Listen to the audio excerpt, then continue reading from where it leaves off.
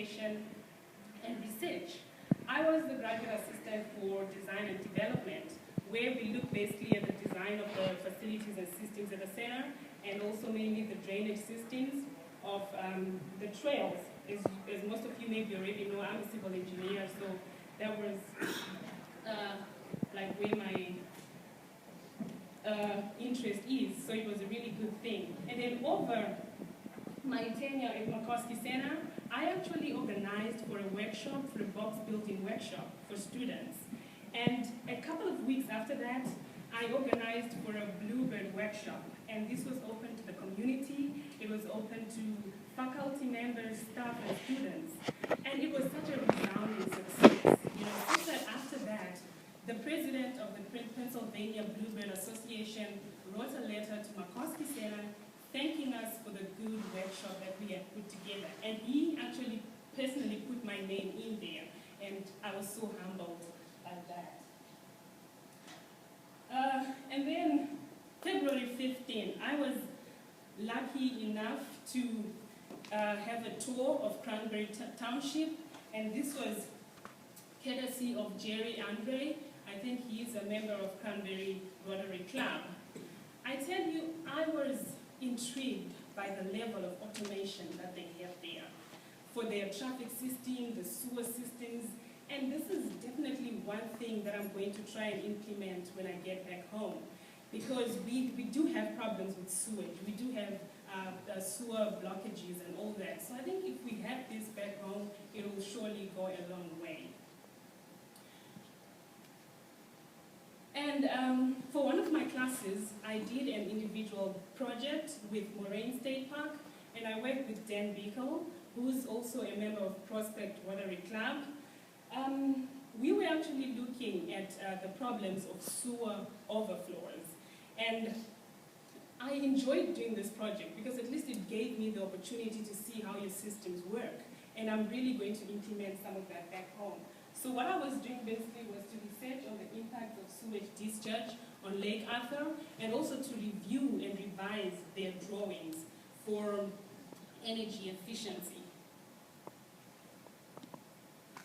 And over my tenure here, I went to about 3 field trips for some of my classes, and that was at Jennings Environmental Center, Moraine, and Goddard. And at Jennings especially, I was fascinated by their traditional yet very efficient passive acid mine drainage. This is a series of wetlands, and the ponds have limestone at the bottom, which actually neutralize the acids. So by the time the water gets to the end of the system, it will be free from all acids and other minerals. And I thought this was very, very interesting. Now, just talking about some of the things that I've been involved with over my tenure here. Between February 21 and 24, I represented Slippery Rock University in Washington, D.C., and this was for an African Union Model Summit. This was a 5-student delegation, and we were representing Botswana. So when we got there, we went to the Botswana embassy, and we were briefed about their policies and how they view the rest of the world. And of course, we had done our research before then. And at the summit, we had to debate as Botswana, and that was quite an interesting assignment for me. And then, March 9, courtesy of Grove City Rotary Club, at their annual auction program, I was actually interviewed live on TV. I had never been on TV before, let alone live TV. I mean, this was huge for me. Again, same thing. I posted it on Facebook. My friends, I mean, that post went viral. My friends were like, what? Grace, is this happening to you? Really? You know, they just could not believe it. And I thank you, Grove City, for that.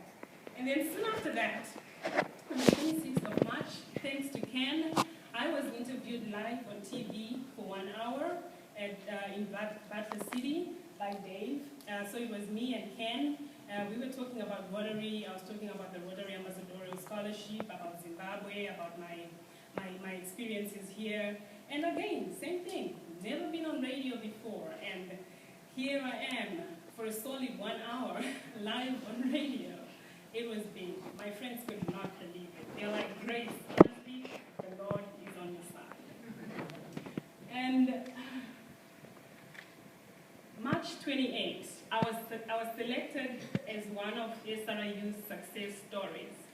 I could not believe it. I was excited. I went for the photo shoot, for the video interview, and that video shoot was actually posted on the school's webpage and Facebook page and YouTube. My friends again, family, relatives, they saw it. They were now just lost for words with all these things that were happening to me. And then, as if that was not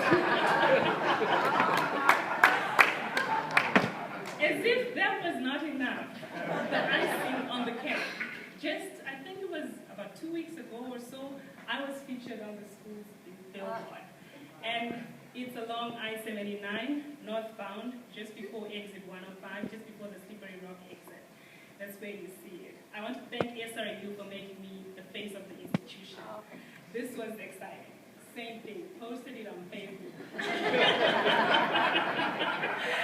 And oh my goodness, people back home are like, Grace, the things that had happened. Look, I had never been on a billboard back home, let alone in America. I mean, are you kidding me? Well, yeah. Okay. Talk of the hospitality. I don't even know where to begin. You guys have been so kind to us. You've treated us like family. You've invited us for dinners, for your family functions. Jim and Judy, Reg and Ron, Ken, you guys have been so nice to us, and I want to thank you so much for that. And I'm just going to talk about the differences that I've seen between US and Zim college life. The first one is part-time jobs. It seems here it's so easy for students to get part-time jobs. Most of them do have part-time jobs. That's not the same in Zimbabwe. So money is really tight. At least here, students get that extra pocket money. And obviously the graduate assistantship positions, those opportunities are not available in Zimbabwe.